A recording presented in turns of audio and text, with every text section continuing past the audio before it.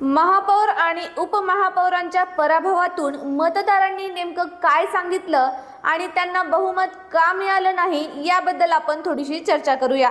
नमस्कार, राजमुद्रा news live मध्ये आपल्या सगळ्यांचे मनापासून स्वागत। नांदेड महानगरपालिकेच्या निवडणुकीत घडलेला हा निकाल केवळ व्यक्तिगत पराभवांचा नसून तो सत्तेतील आत्मतृप्तीला दिलेला थेट धक्का आहे। माजी महापौरांसह 3 माजी उपमहापौरांचा झालेला पराभव हे नांदेडच्या राजकारणातील मोठे संकेत मानले जात आहेत।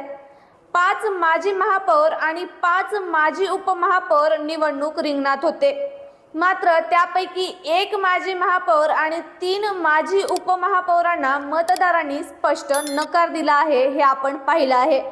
म्हणजेच पूर्वी पदावर होतो हे समीकरण आता मतपेटीत चालत नाही, हे पुन्हा एकदा अधोरेखित झाले आहे। माजी महापौर मोहिनी येवणकर, माजी उपमहापौर शमीम अब्दुल्ला, आनंद चव्हाण आणि विनय गिरडे यांचा पराभव हा अनेक प्रश्न उपस्थित करणारा आहे। हे प्रश्न नांदेडच्या राजकीय वर्तुळात चर्चेचा विषय ठरत आहेत।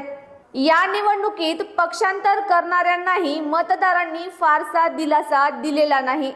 शमीम अब्दुल्ला यांचे काँग्रेसमधून एमआयएम कडे जाणे असो किंवा इतर नेत्यांची भूमिका बदल असो, मतदारांनी भूमिका बदलणाऱ्यांवर विश्वास ठेवला नाही असा स्पष्ट संदेश या निकालातून मिळतो आहे।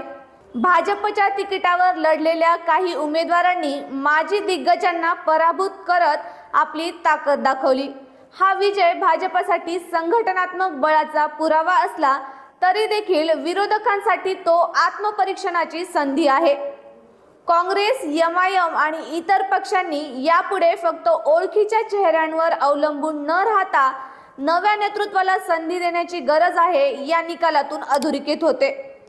या निवडणुकीत नांदेडच्या मतदारांनी एकच गोष्ट ठासून सांगितली आहे, ती म्हणजे इतिहास नव्हे तर वर्तमान निर्णायक आहे। महानगरपालिकेतील दिग्गजांना दिलेला हा धक्का म्हणजे नांदेडकरांचा राजकीय परिपक्वतेचा पुरावा मानावा लागेल। नांदेड महानगरपालिकेच्या या निकालाने महाराष्ट्राच्या स्थानिक राजकारणाला स्पष्ट इशारा दिला आहे। एकदा महापौर म्हणजे कायमचा नेता हे समीकरण आता संपले आहे।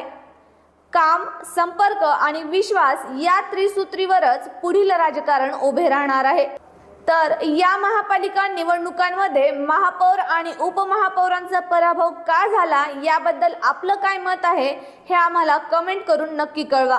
पुन्हा भेटूया नवीन माहितीसह, तोपर्यंत पाहत रहा राजमुद्रा न्यूज लाईव्ह। धन्यवाद।